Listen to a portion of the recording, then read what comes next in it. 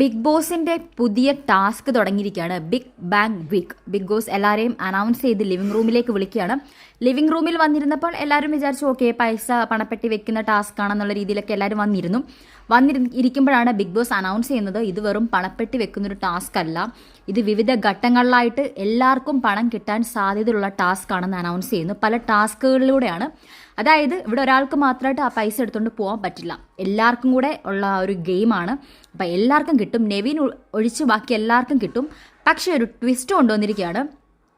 ഈ കിട്ടുന്ന പൈസ ആർക്കൊക്കെയാണോ കിട്ടുന്നത് അത് വിജയുടെ ഒരു എമൗണ്ടിനകത്തുനിന്ന്, വിജയ്ക്ക് കൊടുക്കാൻ വേണ്ടി വെച്ചിരിക്കുന്ന ആ ഒരു 1 crore rupeesനകത്തുനിന്ന് കുറഞ്ഞിട്ടായിരിക്കും മറ്റുള്ളവർക്ക് അത് വീതിച്ചു കൊടുക്കുന്നത്. അതായത് വിജയുടെ കൊടുക്കാൻ വെച്ചിരിക്കുന്ന പൈസയ്ക്കകത്തുനിന്നാണ് ഇവർക്ക് ബാക്കിയുള്ളവർക്ക് എല്ലാവർക്കും പൈസ കൊടുക്കുന്നത്, പ്ലസ് ഈ ടാസ്ക് നടത്താൻ പോകുന്നത്.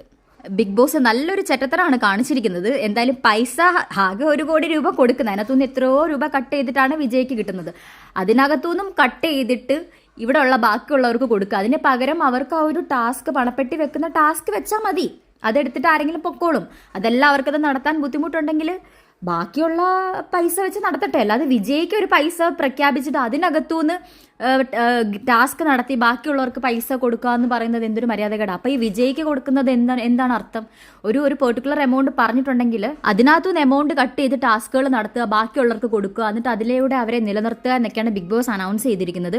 ഇതൊട്ടും ഫെയർ അല്ല, വെറും അൺഫെയർ ആണ്. എന്തായാലും നെവിൻ്റെ മുഖത്തൊരു സന്തോഷമില്ല, ബിക്കോസ് നെവിൻ ഇത് കളിക്കാൻ പറ്റുന്നില്ല. ബാക്കിയുള്ളവരെല്ലാവരും ഭയങ്കര ആശ്ചര്യത്തോടെ ചോദിക്കുന്നുണ്ട് അതെന്തൊരു ഗെയിമാണ്, അങ്ങനെ ചെയ്യുന്നത് ശരിയാണോ? അപ്പോൾ ഈ വിജയായിട്ട് വരുന്ന ആളാരാ, ഞാൻ അരപ്പൊട്ടനാ എന്നുള്ള രീതിയിലായിപ്പോവും അവസാനം.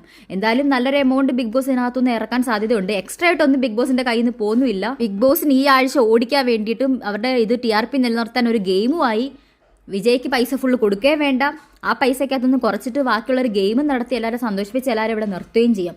ബിഗ് ബോസിന്റെ പ്ലാൻ എന്തായാലും സൂപ്പറാണ്. നിങ്ങൾക്ക് എന്താ ഇതിനെക്കുറിച്ച് തോന്നുന്നതെന്നുള്ളതൊന്ന് കമൻറ്റ് ചെയ്യുക.